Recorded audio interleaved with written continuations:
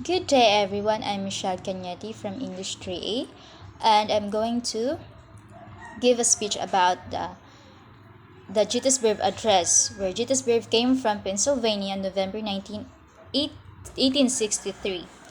Now, on June 1, 1865, Senator Charles Sumner referred to the most famous speech ever given by the President Abraham Lincoln. In his eulogy on the slain president, he called the Gettysburg Address a monumental act, where he said that Lincoln was mistakenly that the world will little note nor long remember what we say here. Rather, the Bustaminian remark, the world noted at once what he said and will never cease to remember it. The battle itself was less important than the speech. There are five known copies of the speech in Lincoln's handwriting, each with a slightly different text and names for the people who first received them. Nicolay and Holt, Everett, Bancroft, and Bless. Two copies apparently were written before delivering the speech. Once one of each probably has the reading copies. The remaining ones were produced months later for the Soldiers' Benefits event, despite widely circulated story to the contrary. The president did not dash off of a copy abroad. A train to Gettysburg. Lincoln carefully prepared his major speech in advance. His steady, even script in every manuscript is consistent with a firm writing surface, not the numerous bumpy Civil Era war of a train. A traditional version of the speech, apparently in the newspaper of the era, feeding modern day's confusion about the authoritative text.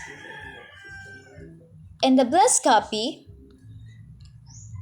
ever since Lincoln wrote it in 1864, this version has been the most often reproduced, notable on the walls of the Lincoln Memorial in Washington. It is named after the Colonel Alexander Bless, stepson of the historian George Bancroft, asked President Lincoln for the copy to use as a fundraiser for soldiers.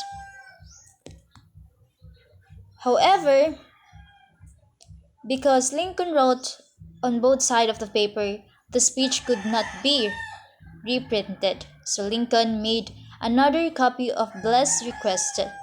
It is It is the last known copy written by Lincoln and the only one signed and dated by him. Today it is one displayed at the Lincoln Room of the White House. Four scores or 7 years ago our father brought forth of the continent a new nation, conceived in liberty and dedicated to the professions that all men are created equal.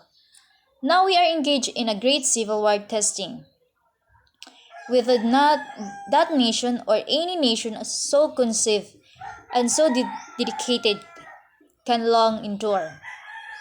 We are met on a great battlefield of the war. On that war, we have come to dedicate a portion of the field as a final resting place for those who have give their life that the nation might live. It is altogether fitting and proper that we should do this.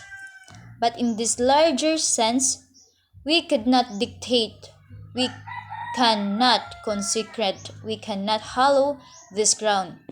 The brave men living and dead who struggle here has consecrated it for far above our poor power to add or detract. The world will little note nor long remember what we say here, but it can never forget what they did here. It is for us, the living, rather to be dedicated here to the unfinished work which has who fought here had those four so far so humbly advanced. It is rather for those to be here dedicated to the great task remaining before us that from those honored dead we take increased devotion to the cause for which they could give the last full measurement of devotion. That we here highly resolve that those dead shall not have died in vain, that this nation under God shall have a new birth of freedom, and not and that government of the people by the people, for the people shall not perish from their earth.